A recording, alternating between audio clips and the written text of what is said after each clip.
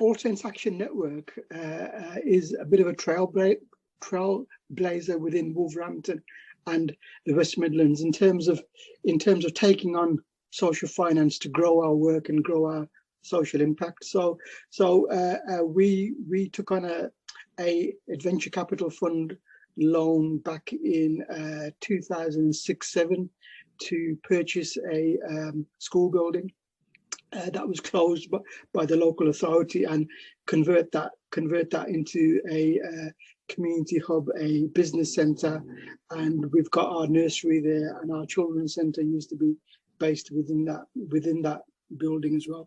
So we've had over the years we've had a lot of inquiries in terms of our experience around taking on social investment and the benefits to the organisation in terms of developing a very substantial asset base of over £2.5 million, and how that's given us confidence to explore and deliver other community businesses, because as a community development trust, that is at the heart of what we do. We develop assets, and we use community enterprise to change our neighbourhood, the All Saints neighbourhood, for the better. So when we saw the Addressing Imbalance program, it fitted in really well with that kind of history, and we felt that we could use the resources within the program both to expand and cascade knowledge of social investment within our own organization, because over the years staff change, etc., and the level of knowledge, experience and confidence both within our staff team and board team changes. So getting access to those resources would both benefit our organisation, but also aid our work to promote the willingness and the benefits of taking on social investment to grow organisations like ourselves, which have a social mission. Yeah. Okay.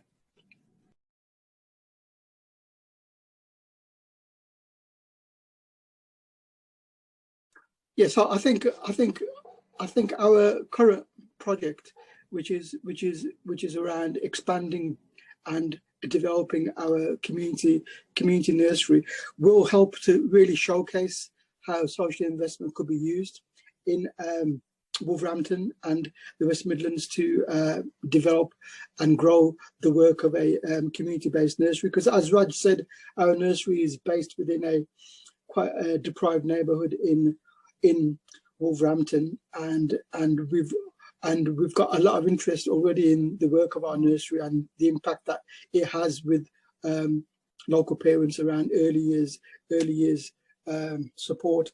So utilising social investment at this stage in the nursery's development will I feel demonstrate further within our partners, within our network in Wolverhampton and the West Midlands, how social investment could be used to develop crucial services within neighbourhoods like ours. Yeah.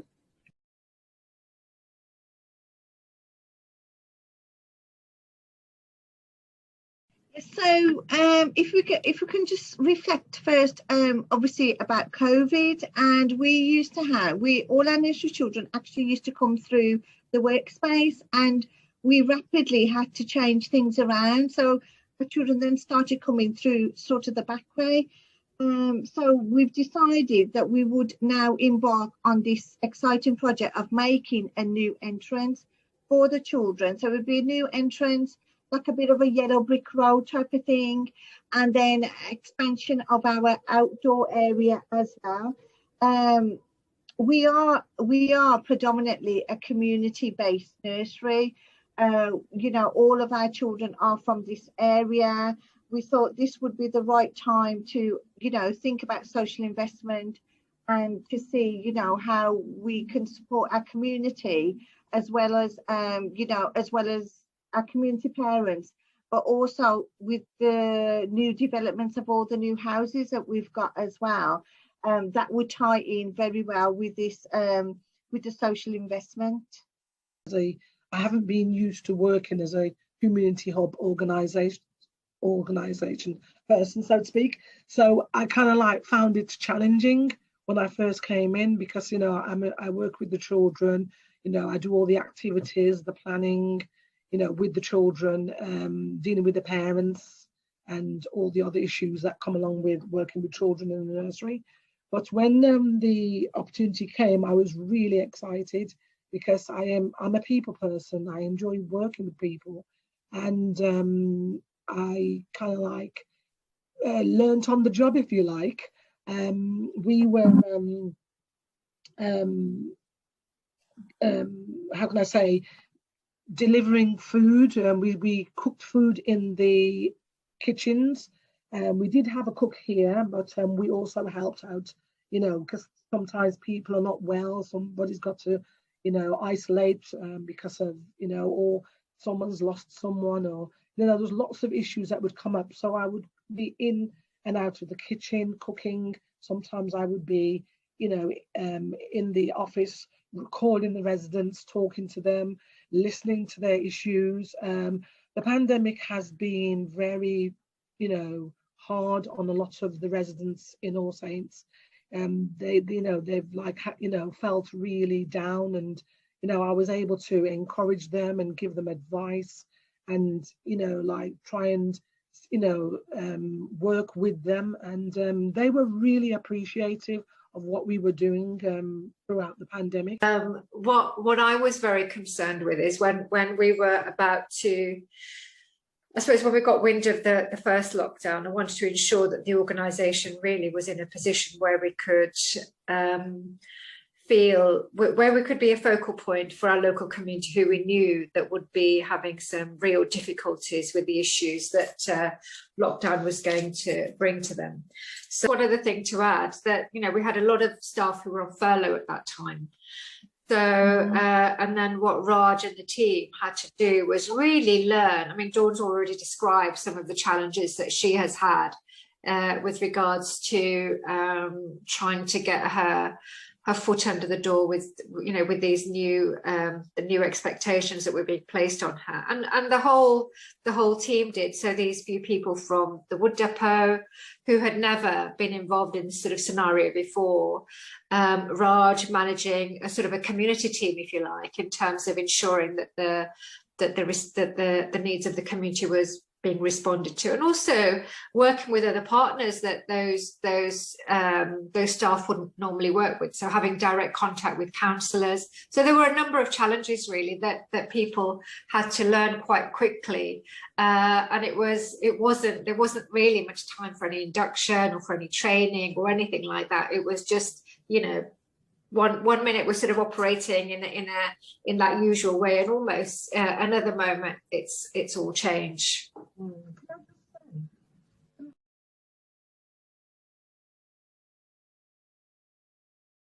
Okay, yeah. If I could kick off on that, and then I'm sure colleagues will have other stuff to add. But yeah, I think as we all know, within the Black and minority ethnic-led social enterprise charity sector, there's very little take up of social investments, and I think the challenge that ASAN would like to pose as a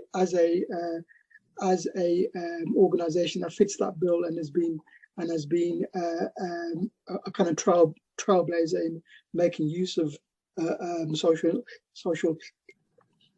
investment is that I think it's around nurturing a community of practice within our sector, and specifically the Black and minority ethnic sector, and that community of practice is around organisations like ours that have made use of social investment, and developing some kind of framework for a peer support structure for other Black and minority ethnic-led organisations are thinking about thinking about social investment but don't know enough about it and are apprehensive about it. So I think as I've mentioned before, developing some kind of initiative around that would really have a kind of substantial impact on organizations like ours and smaller organizations that need that support and mentoring and learning from case studies to make that kind of leap. Yeah. Great, thanks.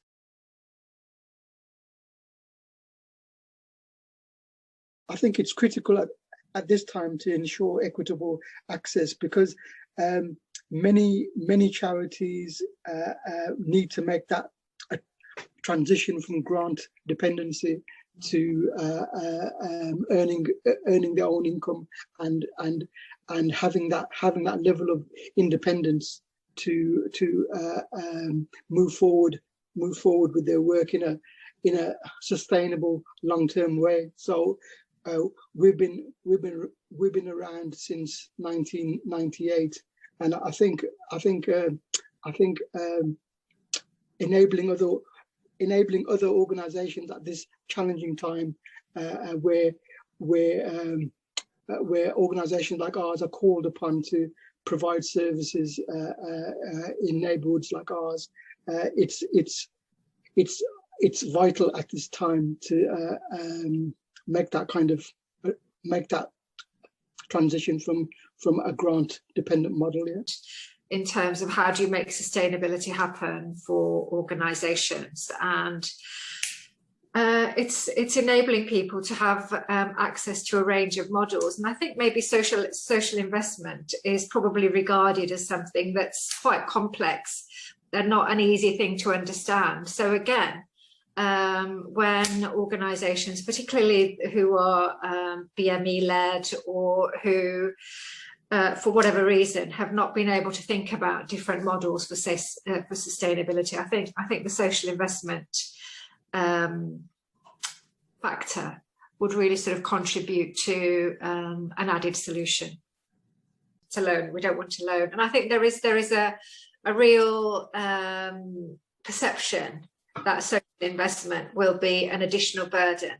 But if you want to, as Iftikar said, sort of bridge that sort of divide from going from something which is quite sort of flat and not too ambitious, then how do you get there? You can't always just rely on one particular strand of income, which might be grant or a pot of money from the local authority. So I think that there's a real misunderstanding as to what that is.